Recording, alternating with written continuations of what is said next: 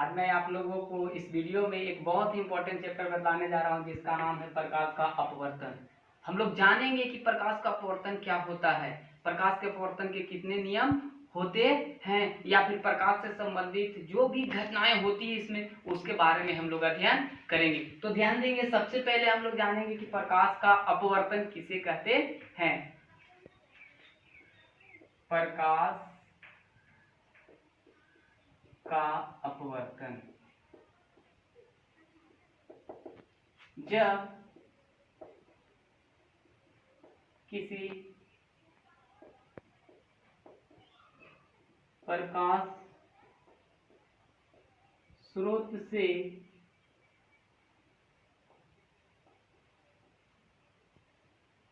निकली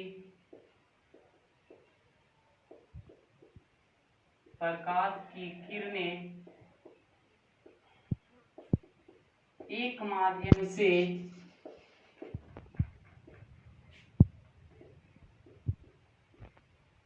दूसरे माध्यम में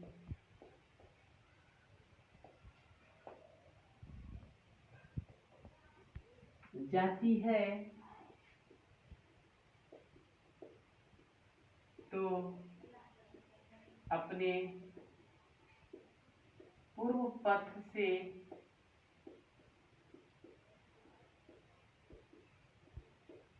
विचलित हो जाती है तो प्रकाश की इस घटना को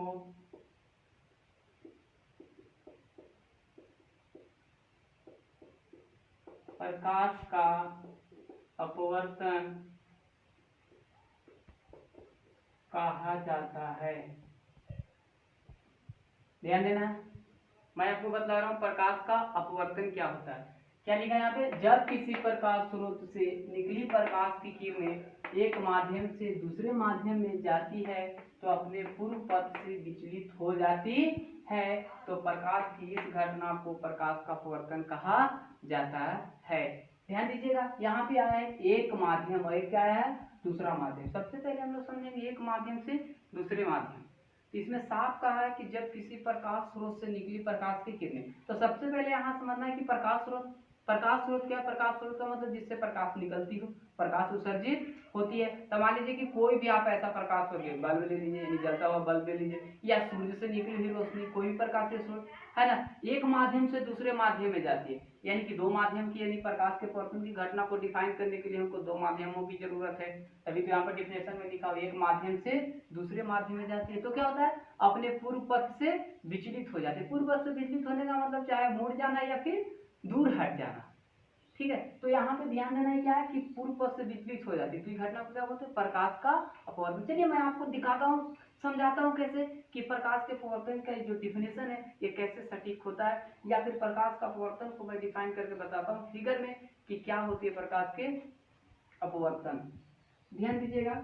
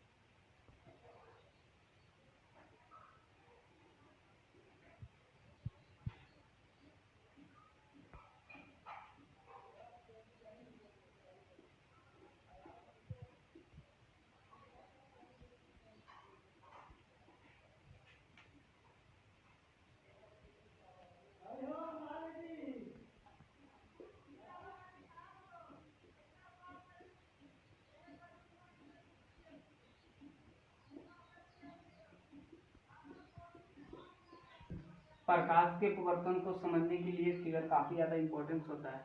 यहाँ पे देखिए ये कौन सा माध्यम, इसको बोलते हैं विरल माध्यम, और इसको कौन सा माध्यम बोलते हैं, सघन माध्यम। देखिए ये विरल माध्यम और एक सघन माध्यम। प्रकाश का अपवर्तन में डिफिनेशन क्या था कि जब प्रकाश की किरणें एक माध्यम से, तो कौन सा माध्यम, विरल माध्यम, और कौन सा माध्यम है, सघन माध्यम। तो यहाँ पे क्लियर होगा कि मेरा दो माध्यम है। देखिए पहला क्या करते हैं, एक माध्यम और दूसरा माध्यम, एक माध्यम विरल है, दूसरा माध्यम कौन है, सघन माध्यम है। तो देखिए क्या कर रहा था कि जब किसी प्रकाश स्रोत से निकली प्रकाश की किरणें, तो मान लीजिए यहाँ पे कोई प्रकाश स्रोत है और यहाँ से कोई किरणें निकली, यानी कि जो किरणें निकलती है इसको कौन सा किरण बोलते हैं, आपतित किरण, यानी कि जो किरणें आती हुई प्रतीत होती है। तो ये कौन सा किरण हो गया, आपतित किरण। और कहता है कि एक्स वाई क्या है, कोई पारदर्शी माध्यम है, ठीक है। तो कहता है कि जब आपतित किरण, ठीक है, एक माध्यम से दूसरे माध्यम में जाती है तो क्या होता है, अपने पूर्व पथ से विचलित हो जाती है। तो देखिए इसका पथ कौन था, ये कौन था, ये इसका पथ है सीधा, क्योंकि हम लोग प्रकाश जानते हैं कि प्रकाश तरह रेखीय गमन करता है, तो प्रकाश की किरण जो है जब सीधा जाएगा। तो देखिए इसका पथ कौन था, लेकिन क्या हुआ कि जैसे ही विरल माध्यम से सघन माध्यम है, यानी कि एक माध्यम से दूसरे माध्यम में आया, तो ये अपने पूर्व पथ से क्या होगा, विचलित हो गया। इसका पथ कौन था, पहले ये था, लेकिन इसमें जैसे ही प्रवेश किया, यानी कि इस माध्यम से इस माध्यम में जैसे ही प्रवेश किया, तो क्या हो गया, विचलित हो गया। यानी विचलित होने का मतलब यह विलंब की ओर मुड़ जाती है। तो इस घटना को हम लोग बोलते हैं प्रकाश का अपवर्तन। ध्यान दीजिएगा, यहाँ पे जो आपका यह अभिलंब है, अभिलंब क्या है कि आपतन बिंदु पर जो लंब डाला जाता है उसको अभिलंब बोलते हैं। और अभिलंब एक क्या है, आई जो क्या है, आपतन कोण है, आई क्या है, आपतन कोण है। तो अभिलंब और आपतित किरण के बीच जो कोण बनता है उसको कौन सा कोण बोलते हैं हम लोग, आपतन कोण बोलते हैं। और अभिलंब और अपवर्तित किरण के बीच जो कोण बनता है उसको कौन सा कोण बोलते हैं, अपवर्तन कोण कहा जाता है। अब यहाँ पे दो तरह की घटनाएं उत्पन्न हो रही है प्रकाश के अपवर्तन में। क्या हो रहा है कि यहाँ पे देख रहे हैं कि जब विरल माध्यम से प्रकाश की किरणें सघन माध्यम में जाती है तो कहाँ हो जाती है, अपने विलंब की ओर मुड़ जाती है। और जब प्रकाश की किरणें सघन माध्यम से विरल माध्यम में जाती है तो अपने विलंब से क्या होती है, दूर हट जाती है। चलिए देखिए, अभी हम लोग पढ़ रहे थे प्रकाश के अपवर्तन क्या है। प्रकाश के अपवर्तन का डिफिनेशन पढ़ने के बाद हमें तीन मुख्य बातों पर ध्यान देना चाहिए। ये तीन मुख्य बातें मैंने आपके सामने लिखा है, क्या लिखा हुआ है ध्यान देना। ये कहाँ से आया, प्रकाश के अपवर्तन की परिभाषा से।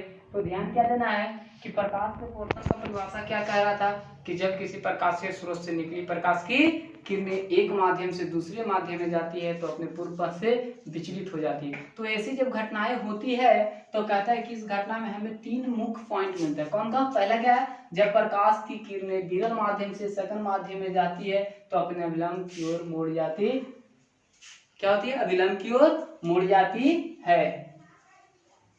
दूसरा पॉइंट क्या था, जब प्रकाश की किरण सघन माध्यम से विरल माध्यम में जाती है तो अपने अभिलंब से दूर हट जाती है। और तीसरा पॉइंट क्या था, जब प्रकाश की किरणें विरल माध्यम से सघन माध्यम में जाती है तो अपने अभिलंब की ओर मुड़ जाती है, तब आपतन कोण का मान अपवर्तन कोण के मान से अधिक होता है। यानी कि तीन पॉइंट जो आपको दिख रहा है आपके सामने, ये तीन पॉइंट कहाँ से आया, प्रकाश के अपवर्तन के परिभाषा से। चलिए मैं आपको एक फिगर के माध्यम से तीनों पॉइंट को समझाने की कोशिश करता हूँ। देखिए अभी जो प्रकाश का अपवर्तन में डिफिनेशन में जो हम लोग फिगर ड्रा किए तो वही फिगर यहाँ पे ड्रा करते हैं।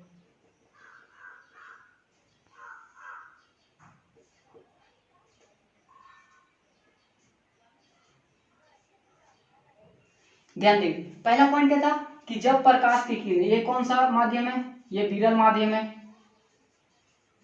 और ये कौन सा माध्यम है, सघन माध्यम है। देखिए ये आपका विरल माध्यम है, आपका सघन माध्यम। तो डिफिनेशन क्या कर रहा था, ये तीन जो पॉइंट है उसमें पहला पॉइंट क्या कर रहा है, कह रहा है क्या कि जब प्रकाश की किरणें कहां से, विरल माध्यम से, यानी यहां से विरल माध्यम से कहां जाती है, सघन माध्यम में, तो अपने विलंब की ओर मुड़ जाती है। देखिए इसका मेन जो पथ है ये है, लेकिन क्या हुआ कि ये जैसे ही विरल माध्यम में आया वो क्या हो गया, मुड़ गया।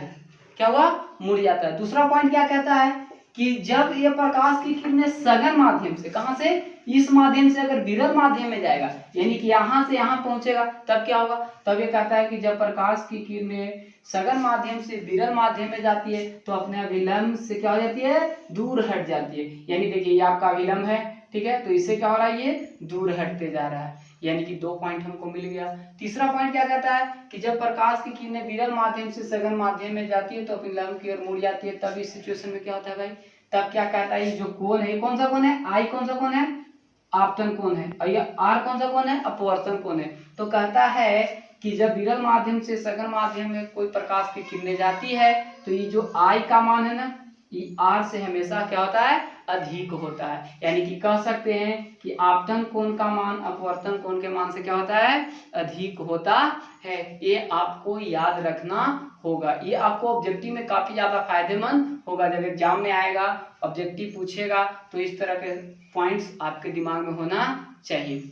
चलिए इसके बाद हम लोग पढ़ेंगे प्रकाश के अपवर्तन के कितने नियम होते हैं। तो हम लोग जानते हैं कि प्रकाश के अपवर्तन के 2 नियम होते हैं, और वो 2 नियम कहाँ से आते हैं, वो 2 नियम कौन कौन होते हैं, उनके बारे में हम लोग स्टडी करते हैं।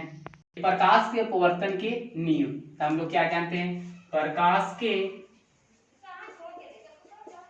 अपवर्तन के मुख्यतः होते हैं। प्रकाश के अपवर्तन के कितने नियम होते हैं, 2 नियम होते हैं। अगर आपसे कोई पूछे कि प्रकाश के अपवर्तन के कितने नियम होते हैं, क्या बताएंगे, 2 नियम होते हैं। तो पहला नियम क्या होता है, देखिएगा, प्रकाश के अपवर्तन के मुख्यतः 2 नियम होते हैं। तो हम लोग चलते हैं पहला नियम की ओर, है ना। तो पहला नियम क्या कहता है कि जब किरण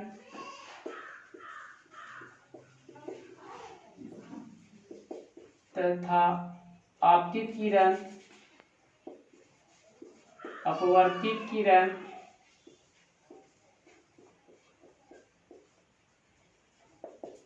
तथा आपतन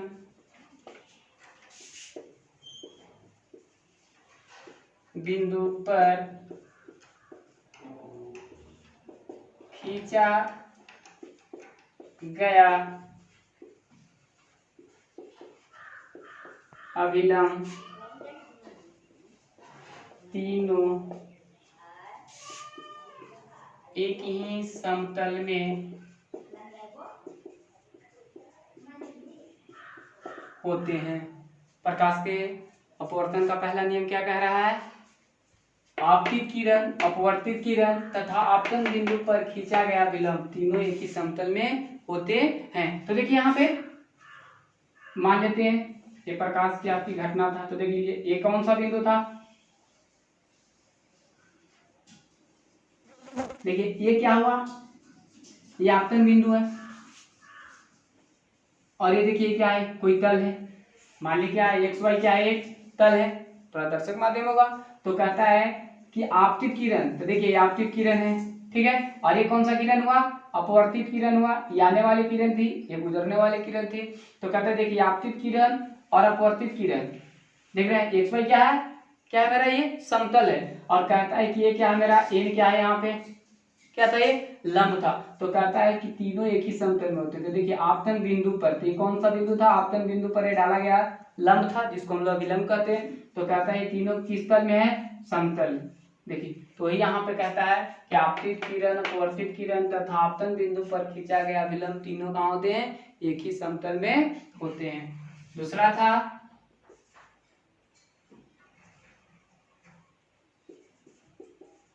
आपतन कोण की ज्या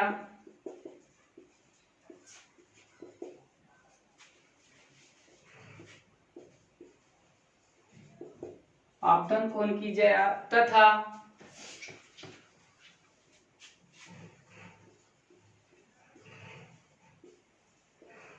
अपवर्तन कोण की ज्या का अनुपात एक नियतांक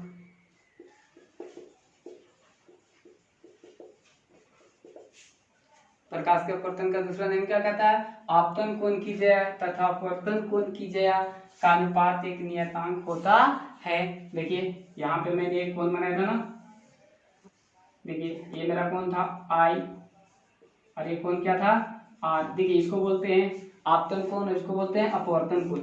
यहाँ पे समझना क्या है, आपतन कोण की ज्या, यहाँ भी ज्या और अपवर्तन कोण की ज्या। तो देखिए साइन मीन्स होता है क्या, ज्या, यानी कि ज्या का मतलब साइन, जया का मतलब साइन, और कोसाइन रहता तो क्या हो जाता कोस, तो यहाँ पे क्या लेंगे हम लोग साइन। तो देखिए कह रहा आपतन कोण की जया तथा अपवर्तन कोण की जया का अनुपात क्या होता है, नियतांक होता है। अर्थात में अगर चलते हैं हम लोग, तो अर्थात में अगर चलते हैं तो म्यू इज इक्वल टू होता है साइन आई बराबर साइन आर, जहां म्यू क्या है एक नियतांक है, और ये साइन आई क्या हो गया आपतन कोण की जया, और साइन आर क्या हो गया अपवर्तन कोण की जया हो गया। तो क्या कह रहा था आपतन कोण की जया तथा अपवर्तन कोण की जया का अनुपात क्या होता है, एक नियतांक हो गया। ये म्यू क्या है यहाँ पे नियतांक है, यानी कह सकते हैं जहां म्यू एक नियतांक है जिसे अपवर्तनांक कहा जाता है। क्या बताया मैंने, म्यू, इसको क्या कहते हैं म्यू, तो म्यू क्या है यहाँ पे एक नियतांक है जिसे अपवर्तनांक कहा जाता है, किसी भी माध्यम का उसको क्या कहते हैं अपवर्तनांक कहा जाता है। फिर से आते हैं साइन आई क्या हुआ आपतन कोण की जया, और साइन आर क्या हुआ अपवर्तन कोण की क्या है ये जया कहलाती है। साइन आई आपतन कोण की जया, और साइन आर क्या है अपवर्तन कोण की जया। तो क्या कह रहा था आपतन कोण की जया तथा अपवर्तन कोण की जया का अनुपात एक नियतांक होता है, अर्थात कह सकते हैं म्यू बराबर साइन आई बटा साइन आर। और हम लोग ये भी जानते हैं कि प्रकाश के अपवर्तन के दूसरे नियम को स्नेल का नियम भी कहा जाता है। यदि कोई आपसे पूछे कि स्नेल का नियम क्या है, तो स्नेल का नियम अगर आप प्रकाश के अपवर्तन के दूसरे नियम को याद किए हुए हैं तो आप उसको बताएंगे, तो उसी को हम लोग बोलते हैं स्नेल का नियम ही। तो आइए स्नेल का नियम भी हम लोग जानते हैं कि क्या होता है।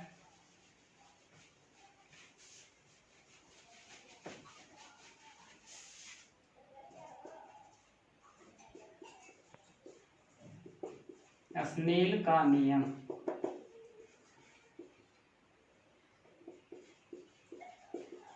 आपतन कोण की जया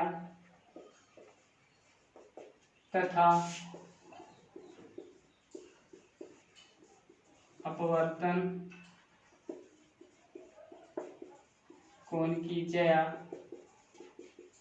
के अनुपात को आपतन कोण की जया तथा अपवर्तन कोण की जया का अनुपात एक नियतांक होता है जिसे स्नेल का नियम कहा जाता है, अर्थात mu is equal to sine I बटा साइन आर। मैं बता चुका हूं कि म्यू क्या है नियतांक है जिसे क्या कहते हैं किसी माध्यम का अपवर्तनांक कहा जाता है। यदि कोई आपसे पूछे कि स्नेल का नियम क्या है, तो आप कह सकते हैं आपतन कोण की जया तथा अपवर्तन कोण की जया का अनुपात एक नियतांक होता है जिसे स्नेल का नियम कहते हैं। और ये स्नेल को नियम को ही किसको कहाँ से आया स्नेल का नियम, प्रकाश के अपवर्तन के दूसरे नियम से। तो ये भी आपसे कोई पूछे कि स्नेल का नियम क्या है, तो आप ये भी बता सकते हैं म्यू बराबर साइन आई बटा साइन आई, और ये ऑब्जेक्टिव के लिए काफी ज्यादा इंपॉर्टेंस हो जाता है। अब यहाँ पे देखिए ये म्यू यानी किसी माध्यम का अपवर्तनांक, तो हम लोग आगे पढ़ेंगे कि अपवर्तनांक क्या है, अपवर्तनांक किसे कहते हैं। तो देखिए अपवर्तनांक क्या है,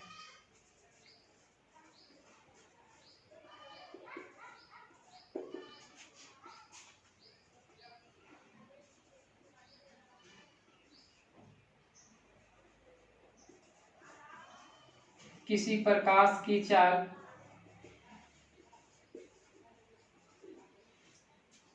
निर्वात में तथा किसी प्रकाश की चाल निर्वात में तथा किसी प्रकाश की चाल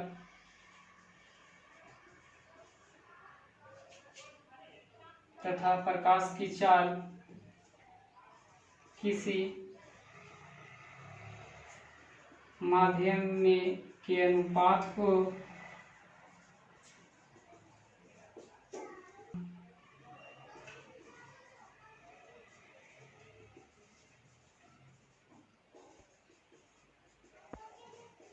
कहा जाता है। किसी तथा प्रकाश की चाल किसी माध्यम में के अनुपात को अपवर्तनांक कहा जाता है। इसे म्यू से सूचित किया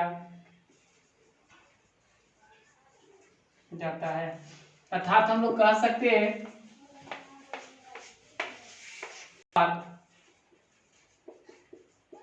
म्यू बराबर सी बटा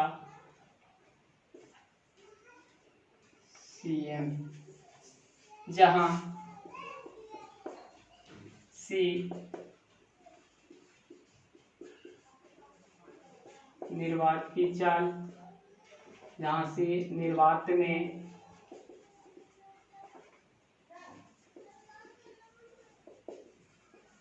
प्रकाश की चाल, CM किसी माध्यम में प्रकाश की चाल, यानी अपवर्तनांक किसे कहें। कोई आपसे पूछे कि अपवर्तनांक किसे कहा जाता है, तो अपवर्तनांक का डेफिनेशन क्या बताएंगे, निर्वात में प्रकाश की चाल तथा किसी माध्यम में प्रकाश की चाल के अनुपात को अपवर्तनांक कहा जाता है। और इसे किससे सूचित करते हैं, म्यू से सूचित किया जाता है। अर्थात चल सकते हैं म्यू बराबर सी बटा CM। CM क्यों, एम यहाँ पे ये जो CM है, यानी कि एम का मतलब होता है मीडियम। क्या होता है, मीडियम। मीडियम का मतलब होता है माध्यम। तो ई जो हो गया निर्वात वैक्यूम के लिए, और क्या हो गया CM जो हो गया किसी मीडियम, यानी कि दोनों के अनुपात जो हो जाएगा उसी को हम लोग बोलते हैं अपवर्तनांक।